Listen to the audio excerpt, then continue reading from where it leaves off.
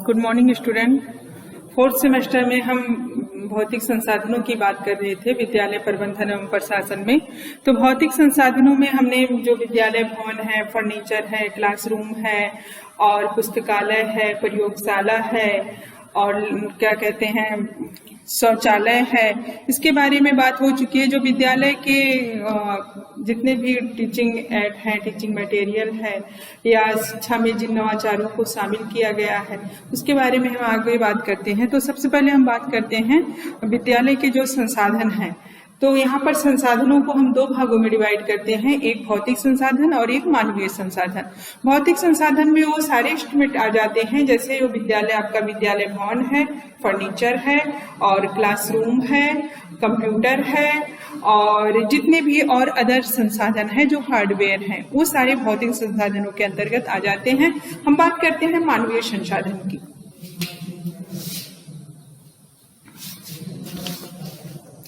मानवीय संसाधनों का प्रबंधन।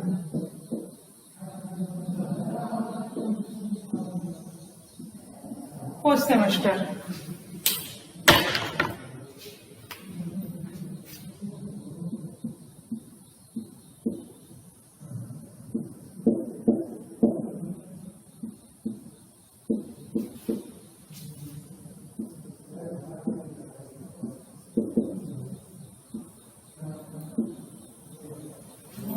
मानवीय संसाधन में हम किसको रखेंगे? क्वेश्चन इस पर भी बनता है कि जो विद्यालय के संसाधन है, संसाधनों को हम कितने भागों में डिवाइड करते हैं।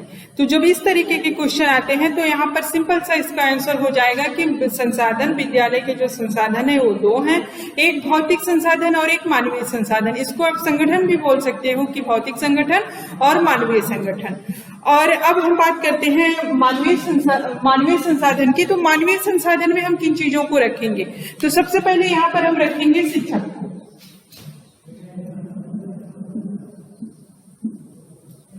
शिक्षक को, उसके बाद हम रखेंगे छात्र को और उसके बाद रखेंगे यहाँ पर समुदाय को।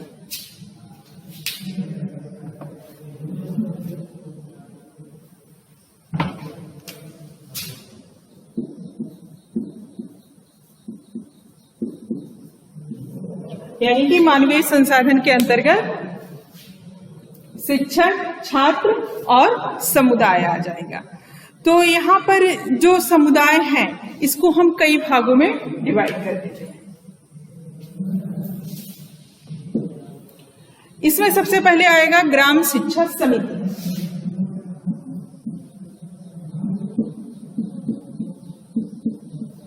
ग्राम शिक्षा समिति।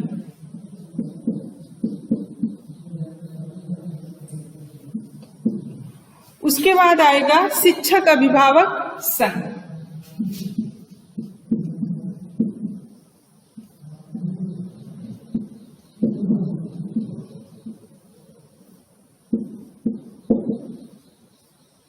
शिक्षक अभिभावक संघ। उसके बाद मातृ शिक्षा संघ।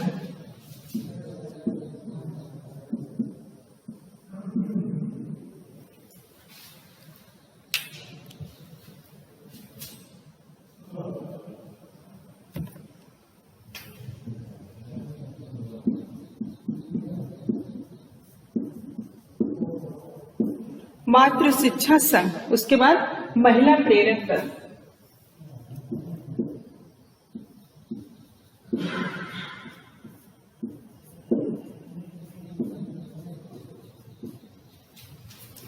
महिला प्रेरक दल। मानवीय संसाधन को हम तीन भागों में डिवाइड करते हैं, शिक्षक, छात्र और समुदाय। वैसे भी जब हम वेरिएबल ऑफ टीचिंग पढ़ते हैं तो वेरिएबल ऑफ टीचिंग को भी हम तीन भागों में डिवाइड करते हैं, जिसमें शिक्षक, छात्र और पाठ्यक्रम आ जाते हैं। लेकिन यहाँ पर हम बात करते हैं मानवीय संसाधनों की। तो मानवीय संसाधन में शिक्षक, छात्र और समुदाय आ जाएगा। इसमें जैसे विद्यालय, इसमें जितने भी कर्मचारी हैं, वर्कर हैं, प्रबंधक हैं, जितने भी जैविक चीजें हैं वो सारी इसमें आ जाएगी। जो रिलेशन है वो भी इसी के अंतर्गत आ जाएगा। तो अब हो गया यहाँ पर शिक्षक, छात्र और समुदाय।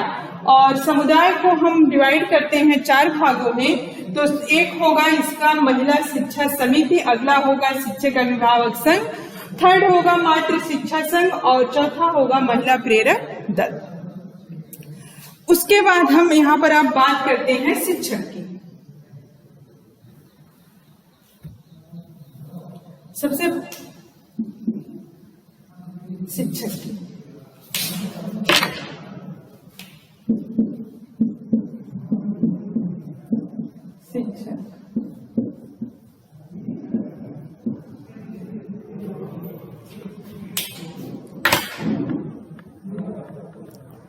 शिक्षक के बारे में जितना बोला जाए उतना कम है यहाँ पर। और अदर का तो छोड़ दीजिए, जैसे वैदिक काल, बौद्धिज्म और मुस्लिम काल, सभी में शिक्षक की महत्ता से आप बहुत अच्छे तरीके से देख सकते हैं कि जैसे एक आपने पढ़ा भी होगा, गुरु ब्रह्मा, गुरु विष्णु, गुरु परब्रह्म महेश्वरा।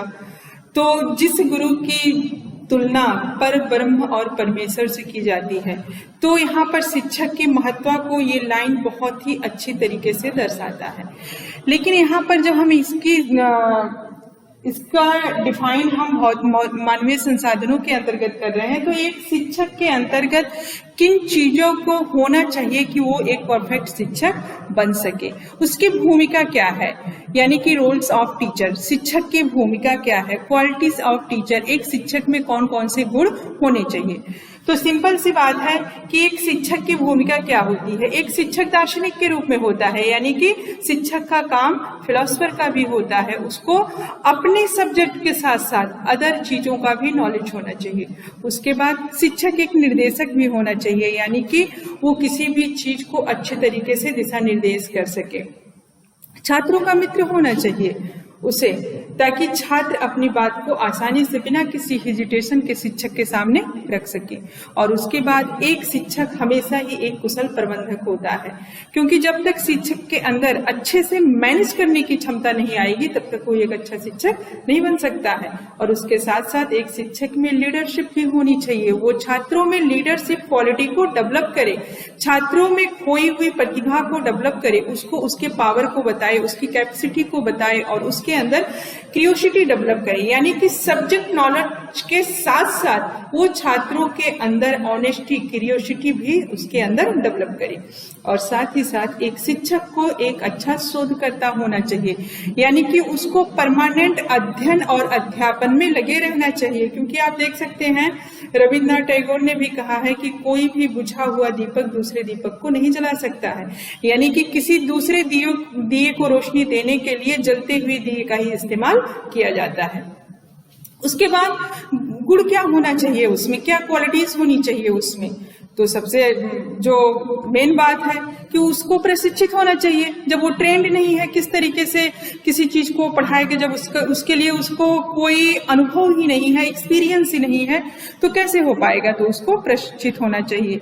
और अपने विषय का तो ज्ञाता उसे होना ही चाहिए। अपने विषय का ज्ञाता होने का मतलब है कि केवल कूप मंडूक हो जाना, केवल अपने विषय का ज्ञाता होने से मतलब नहीं है। आपको अपने विषय के साथ साथ और आपके अपने आसपास के माहौल, अपने आसपास के जो उससे अदर रिलेटेड चीजें हैं उसको भी जानना चाहिए। और साथ साथ शारीरिक और मानसिक रूप से उसे स्वस्थ भी होना चाहिए। और जो मेन बात है कि उसे चाइल्ड साइकोलॉजी का अच्छा नॉलेज होना चाहिए। और शिक्षक एक कुशल प्रबंधक के रूप में कार्य करे और पढ़ने पढ़ाने के साथ साथ ही वो छात्रों को मोटिवेट भी करे और साथ ही छात्रों में से वो सहानुभूति रखे।